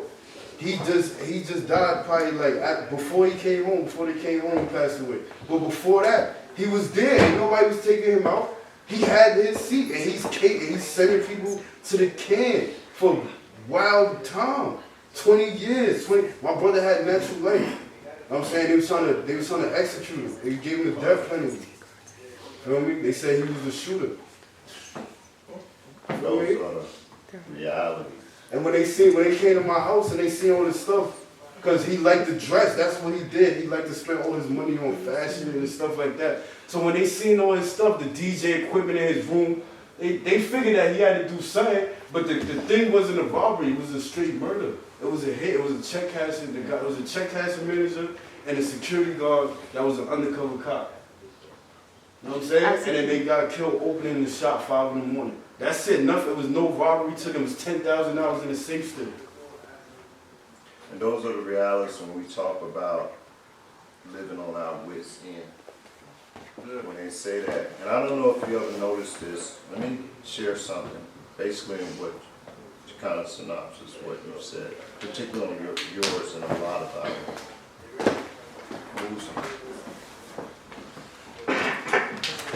Your life, and I really want you to get this if you get nothing else, your life is in this world. If you look at this world as this big ocean, and it is really a big ocean, and the wind blows. You ever watch a ship without no sail? It just blows where the wind blows. It goes by whatever instinct what comes up in that moment, because we don't think past that moment because we're still at wit's end. We're living in that moment. There has to come a point, and this is what is part of this conversation is about tonight. There has to come a point where you have to set a sail for your life. Well, I smiled when you said about the economics. I teach at prep, some of the prep schools I go to with 10, 11, and 12 years old, and these kids, young white kids, are studying global economics. Global economics. 11, 12, 13, some 10, like in the 6th graders, 5th grade. They are studying global economics. They have the ability through their families to bring in professors such as myself to share with them the studies of the social constructs and laws at the local, state, and federal levels. And I know that I can ask the question that, like you said, that wasn't in the books. Like, who? That is true. There are other parts like, and I'm going to go back to this where we began. The other side of the street where, you know, they said the good. In those schools, they study stuff like that. When we think about, oh, yeah, I'm going to get a car and buy this, etc., they're already thinking about how they're going to own the lot and the land and the... Yeah. I'm just telling you. I'm telling you that right now, based upon our educational system, they said that there is a 3 million word gap right now as we sit here and speak. That kids who are in certain academic institutes, they have access to 3 million more words than we do. 3 million constructed. Remember, same educational system, same street.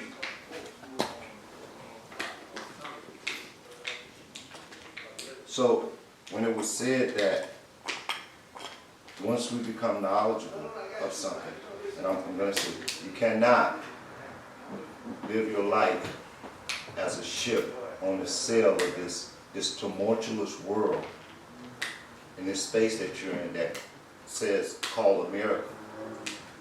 Because you'll see it. You see part of it here. Allow the winds of racism, discrimination, self-doubt, this, that, blame, and whatever that is, to blow you through life. There will have to come a point you're going to have to set a sail and set a direction for your life. And I'm going to show you how I know this. Yeah, watch this. You ever heard this question? I know y'all probably don't know about it. What you want to be when you grow up? Amen. I know y'all heard that, but do you know there are kids who do that same thing, but they mean what they say when they say what they say? When that question is asked, it is a very serious one. I want to grow up to be a doctor. That child will end up going having the best career that leads off to being a doctor. I want to be a lawyer. Family of lawyers. That child will go on to be a lawyer. They dress them up as such. Dress them up as such. I promise you. They put lab coats on them with the stuff in the pockets. They have training programs at the school, like your age. They go in and that's their environment. And their friends. And their friends and their friends and their friends and their family. They all go to the summer camps. While we're talking about going to summer camps and getting to go hang out on the block, they're going to summer camps at economic institutions and medical facilities. I engage with them each semester. I'm telling you right. Petri dishes. So I'm saying to you, please, if I ask that question right now, and I say, and I know we gotta, what do you want to be when you grow up? What's your, what are you setting your sail for? You have to set the sail. And unfortunately for most of us, we don't have the parents who are the doctors, the lawyers, or the brother who's went to medical school, and hey, they're going to make a pathway for you. So the pathway is this here now. I'm a professor. You now have access to me. No, I'm saying to you, I'm a professor, and I'm not saying that in no boisterous way. You now have access that you have determined that, Professor Coffie, I think that I want to go to school for. They have summer programs at New York University that that have kids that come in and go through this through internships at prestigious institutions. They have this space that provides opportunities for you to come and engage in these conversations. So in closing, I wanted to thank the staff of Strong Youth. I want to thank each of you for joining me into this tonight's discussion of James Baldwin, The Fire Next Time. I do hope that this evening and the conversations have sparked something in you. Yes. I don't look for this. Let me remind you. I know we are roses that grew from concrete. I already know you're roses that are growing from concrete. I already know that. Tonight we were here to water that. Because I know if you're in the presence of Rich, this brother here, this young lady here, this young lady here, I already know you're already being influenced in the sparks of ideas of your life or reflection in front of you. It is my hope that this reading discussion is just one step further in that journey for you to identify, find yourself, and find the truth of your life. And that you will come to fire next time. Thank you.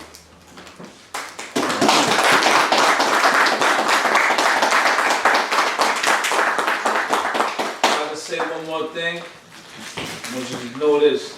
Take control of your life. It's the last thing I want you to take home with you. Take control of your life. Your life is yours. Decide what you want to do. It's your life. Take control of it. Somebody was cute yesterday. What? Hold on. Hold on, what? Hold on, pause for a second. Somebody was killed yesterday. Right? In Union. A gentleman, right? Around my age. and this, and like we was talking about in the reading, we not expected, right? In our neighborhoods, it's expected for us to perish. I know the brother that was killed. I know the brother that was killed. That's why when we say that somebody was killed, it's life. It's life for me, right? But it's not, because I understand the deeper consequences of what that really means. But I hear about somebody getting killed, I hear about somebody getting murdered, jumped, stabbed, cut, shot. That's regular every day. That's been happening my whole life. A man got life. Like, right? But I say that to say, this summer, one of us could die. Right? And Michelle don't like when I say things like that. But the more understanding that we have, we move better. Right? Like, we're more conscious of our actions. Right? Because they don't expect for us to aspire for excellence.